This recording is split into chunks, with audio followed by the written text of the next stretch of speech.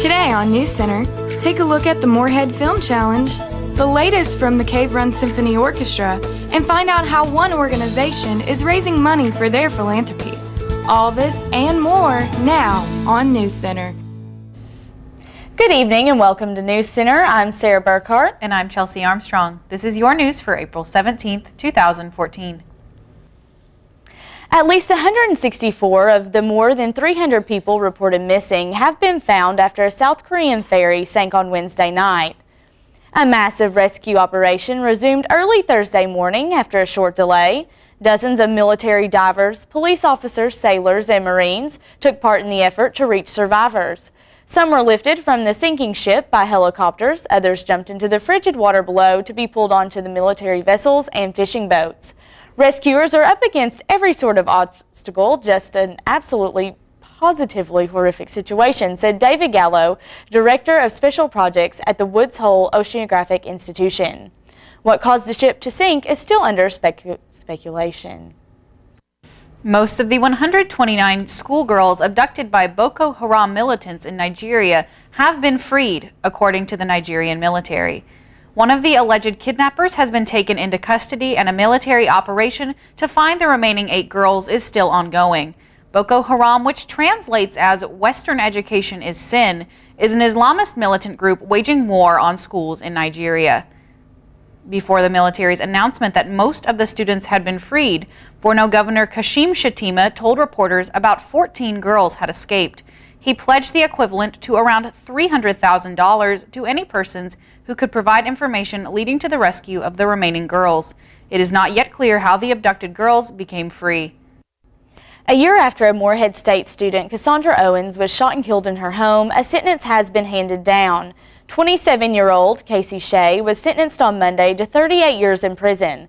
Shea will not be eligible for parole for the next 20 years. In that time, Shea will also be denied the right to see his daughter and Owens' daughter. Owens' mother, Melody York, said during her personal testimony that she had hoped for a sentence of life without parole.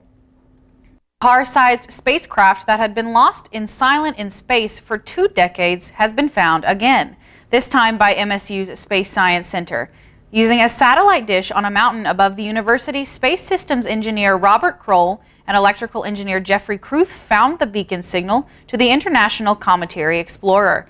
The craft was originally launched in August of 1978 as the International Sun-Earth Explorer 3 before being stolen by Robert Farquhar, who convinced NASA he could hurl the craft farther into the solar system to meet up with the comet Halley. Farquhar told National Public Radio he merely borrowed the spacecraft 31 years ago and always intended to return it to the exact spot where he found it. Piloting this spacecraft is a time-sensitive matter, but if Moorhead State is given the keys to drive it, the Space Science Center will be providing an international service. Although student government elections ended last week, the new SGA president wasn't sworn in until last night. Junior Andrew Gillette won the election, but said due to scheduling conflicts, he had to resign shortly after winning. Brad Fife, who ran against Gillette, was then told by Dean Kett he was being offered the position. Fife is a junior double major in government and philosophy and a member of Delta Tau Delta. Fife tells NewsCenter, "I took a day to think about the great opportunity before me and then told Dean Kett I would accept the position." NewsCenter will have more information on this story next week. The Moorhead Film Challenge took place this past weekend, ending with the screening on Monday evening.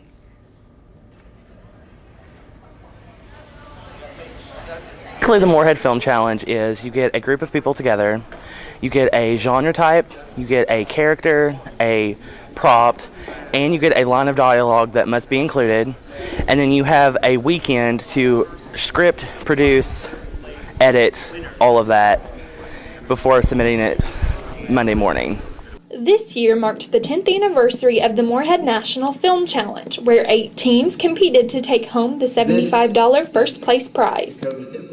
First place was awarded to I Got You, produced by Pat and the Flapjacks, while Meeting Mozzarella came in second and Imperious in third. Reporting for NewsCenter, I'm Erin Burton. Stay tuned after the break for a look at weather with Marky Owens. And NewsCenter notices with 2 members of the winning film. It never gets old, huh? Nope. It kind of makes you wanna. Breaking the song? Yup. I love the sunset. I love Eagle Lake. I love the forest. I love when eagles play. I love the campus! And all its lights and sounds. Boom diada, boom diada, boom diada, boom diada. I love philosophy. We love diversity. I love English. And all its weird words. I love the music. And all its melodies. Boom diada, boom diada. Boom diada, boom diada. I love fraternities. I love sororities. I love to draw things. And all the athletes. I love Moorhead. It's such a pretty place. Boom diada, boom diada, boom diada, boom diada, boom diada, boom diada, boom diada, boom diada.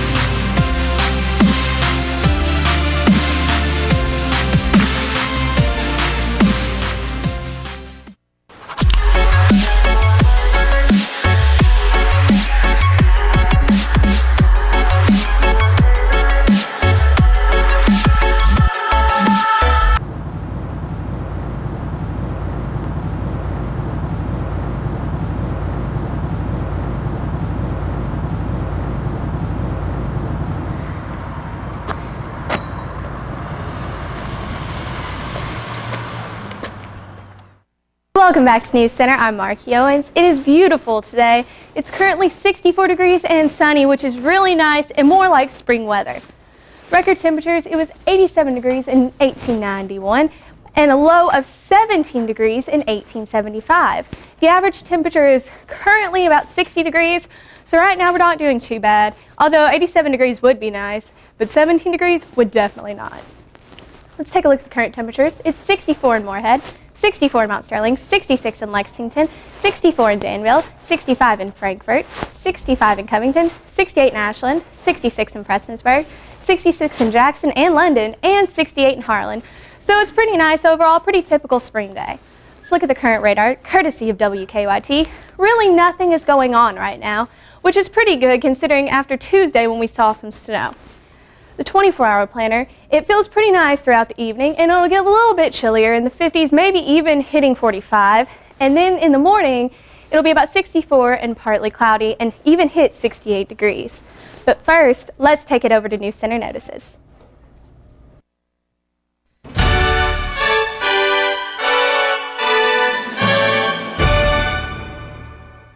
Welcome to NewsCenter Notices. I'm here today with Haley Murphy and Patrick Broompack. Hi, guys. Hey.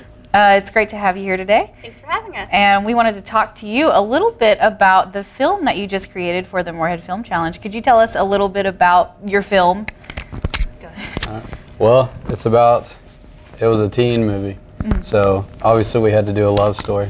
So did they give you like a prompt, I guess? Yeah, the genre was a teen film. We had the line of dialogue that we had to use was, now that we're all here, let me leave. Okay.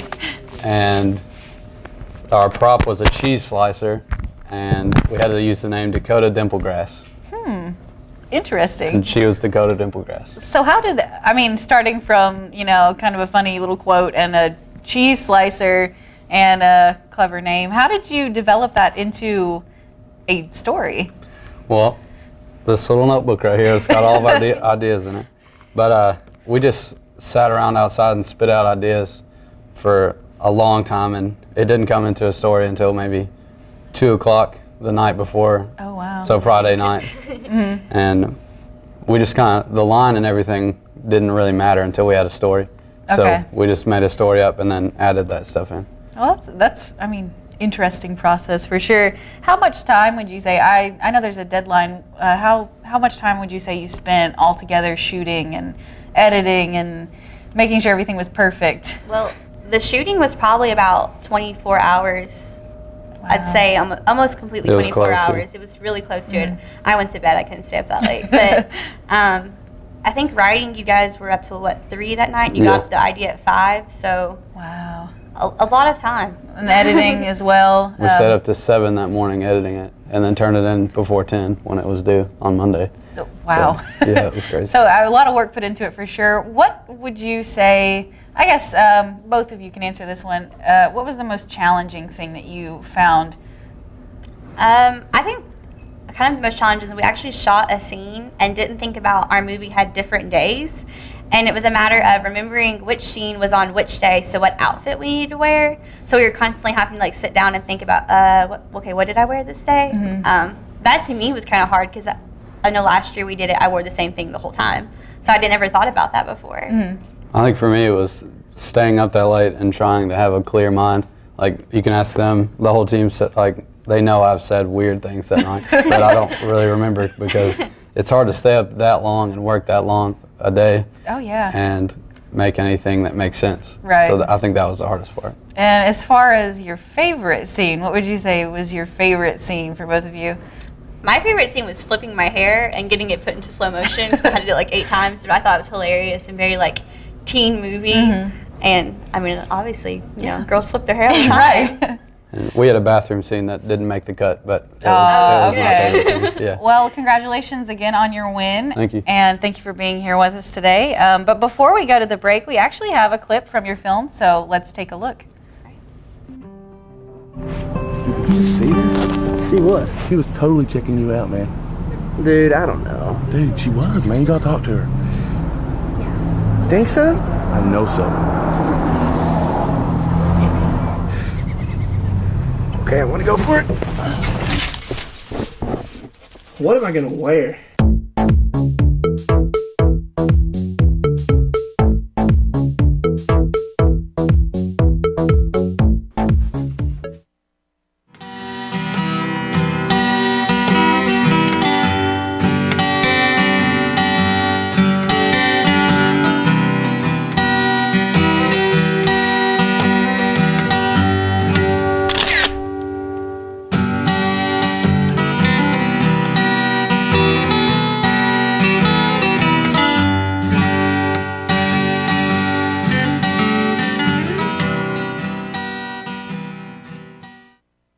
Claypool Young Art Gallery, located in the center of campus, offers a wide variety of art pieces from various contemporary artists in America.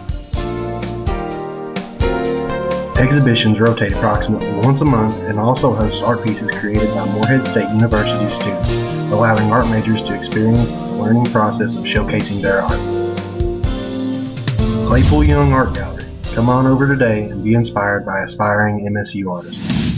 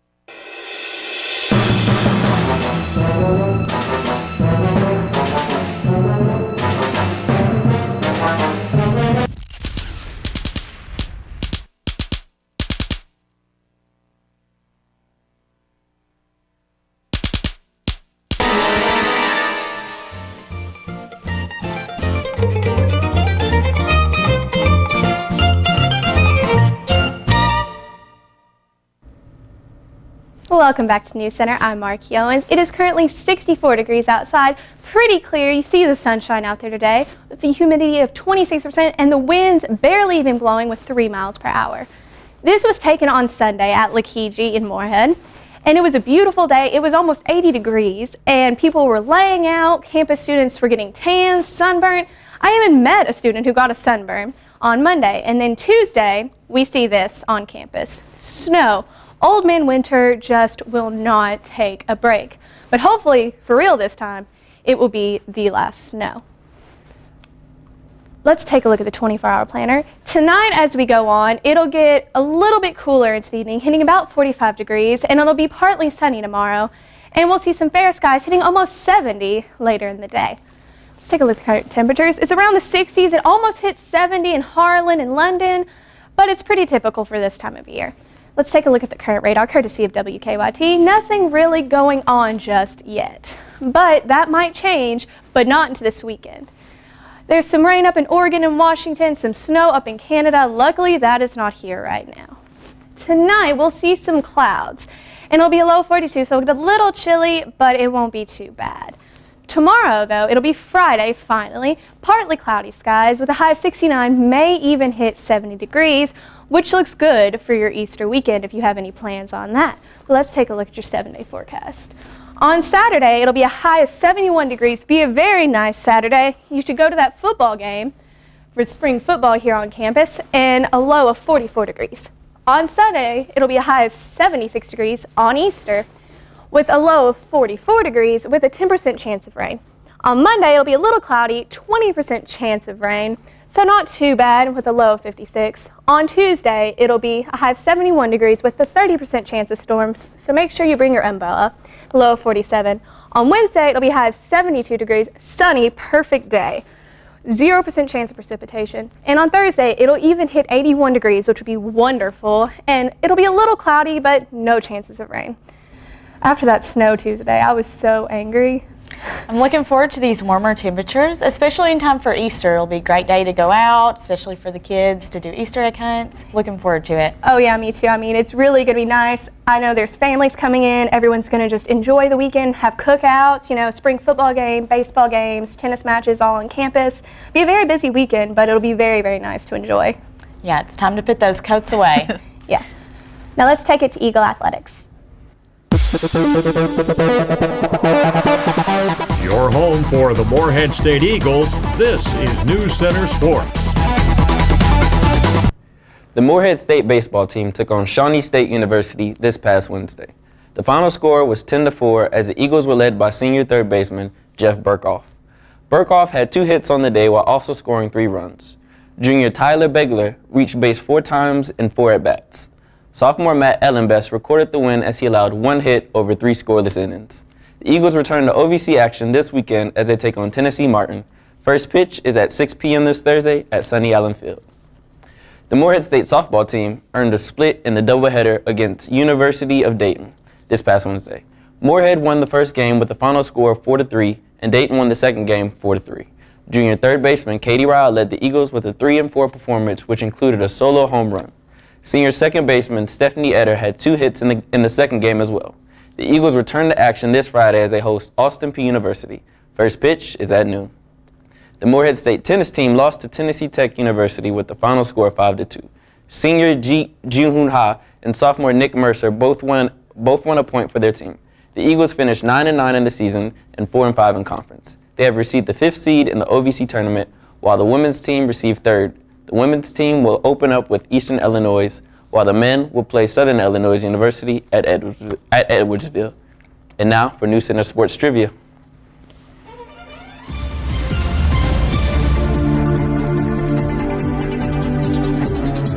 Which tennis player was named Ohio Valley Conference's Women's Tennis Player of the Week? A. Bria Preston, B. Andrea LeBlanc, C. Haley Wild, or D. Dominique McLean? I'm going to go with C. Haley Wild. I'm going to go with A. Briar Preston. I'm going to go with B. And the correct answer is A. Briar Preston. Little fun fact, Preston is from Auckland, New Zealand, and is the first MSU athlete to earn Ohio Valley Conference Women's Player of the Year since 1978. Preston had a perfect record of 10-0 in OVC singles matches. And we'll be right back after the break.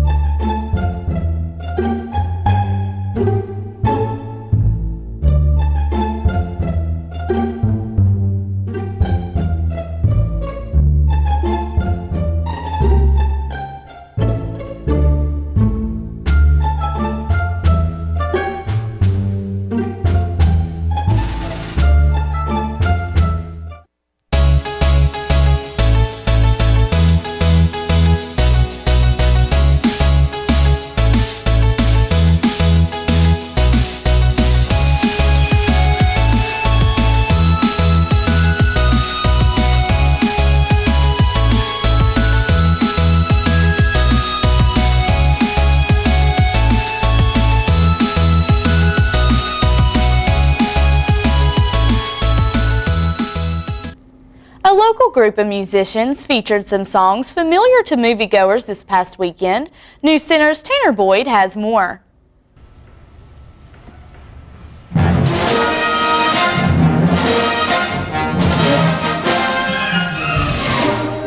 The Cave Run Symphony Orchestra held its Sounds of the Cinema concert this past Saturday at the Rowan County Middle School.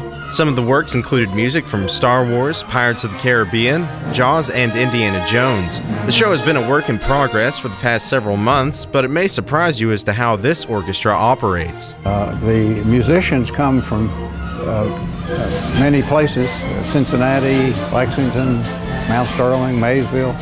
So they received the music a couple of months ago. And they've been practicing at home. They came this morning at 8:30 in the morning, and they've been rehearsing ever since. So they do this with one big rehearsal. They're accomplished, they're professionals, and so we're really looking forward to a nice event. Most of the 400 plus seats at the venue were filled by people from all across the community. But if you missed the show, don't be alarmed. The orchestra is going to be pretty busy for the foreseeable future. The next performance will be in September of this coming year, September the 21st, I believe it is, and then one at Christmas, and then one next February, and then one a year from now. For more information on the Cave Run Symphony Orchestra, you can visit their website at www.thecrso.com. Reporting for NewsCenter, I'm Tanner Boyd. Moorhead State Public Radio host Chase Scott found himself with a first place award. Don Young has more. I've been working here for 4 years, ever since my freshman semester. I talked to a guy named Jamison Bennett who referred me to the radio station down here, and I fell in love with it, and so I've been working towards sports. That's what I have a huge interest in. And so small world, I guess all my hard work has eventually paid off now that I've received this award. And my boss, Chuck Mraz, has pretty much mentored me throughout my 4 years, and he's taught me how to take a news story in a rough press release and develop it into a story. And especially with sports, he's taught me really on how to find the sports story, because there's not so much a press release on a sports story as much as just the overall feel for the story and feel for the game, and put it into words and put it with sound. And so I've worked at that all 4 years, and eventually one morning I was doing a morning edition cast, and just a normal everyday sports cast, and a guy named Greg Jenkins, who's the production manager here, said, "Hey, I'm going to use that for the AP Awards," and I didn't really know what the AP Awards were, and he gave me some advice on what to do here and there, and he kind of just cleaned up the edges here and there, and next thing you know, I'm a finalist. It was me and Shelby Still against each other. She had a sports feature. Mine was more of a sports cast so much. And I got the news that I think that Saturday I seen Shelby posted something on social media and said, "Hey, congratulations to Chase Scott winning the award." And so that was just it was a pretty good honor, pretty cool thing, and it's definitely something now that I can look back on and say, man, that's great. The Multicultural Leadership Council held a fashion show last Friday. The models put on their best spring trends, MSU gear, business attire, and casual outfits, and strutted down the runway. Clothes were donated by MSU Career Services, Goodies, JCPenney, and Walmart. The event was held to raise awareness for saving the animals of Rowan County. STAR's mission is to rescue and rehabilitate abused and abandoned dogs in the Rowan County and surrounding areas. Dogs from the shelter even got their chance to strut down the runway, encouraging attendees to make donations to the shelter. If you would like to support the STAR Shelter financially or through volunteer work, you can call 783-4930. Tune in after the break to find out how one business is increasing competition in Moorhead. We'll be right back after this.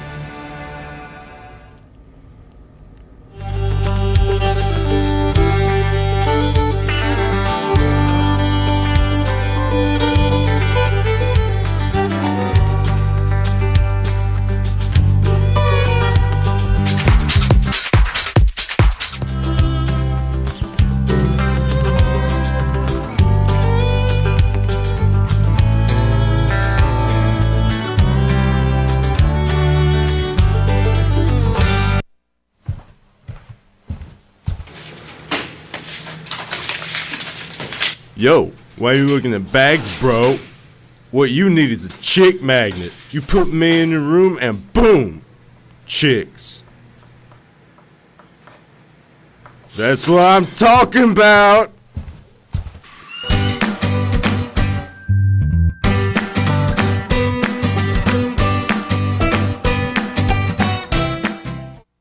The sudden drop in temperatures may have kept some students indoors, but it didn't stop one fraternity from battling the elements for their philanthropy.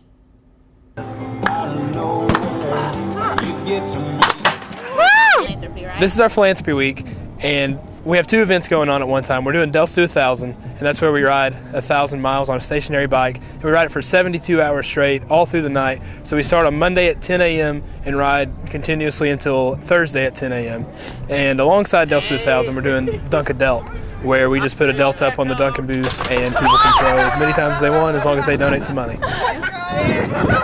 Our goal is to raise money for JDRF, which is the Juvenile Diabetes Research Foundation. And what they do is they raise money for research to help find a cure for type 1 diabetes in young children. Right now we've raised a little over $500, and our goal right now is to get at least 1,000. You throw ball like a girl! Reporting for NewsCenter, I'm Mary Dameron. A new business has opened in Moorhead, bringing free samples and adding a touch of sweetness and competition to Main Street. NewsCenter got the chance to speak with the Artsy Tartsy owner. I ran the business from my home for about 4 years, and I just kind of outgrew my house and decided to find a bigger place to do everything. It was just, I'm a self-taught baker, and it was just something I always had an interest in, and just started out and doing stuff for friends, and it just grew and grew. I didn't have a name for a long time, and then once I started doing more stuff, everybody's like, well, you've got to have a name, and I don't know, I just thought of it and it fit.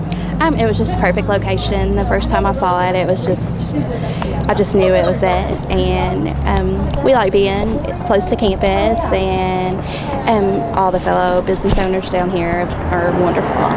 I do a lot of arts and crafts.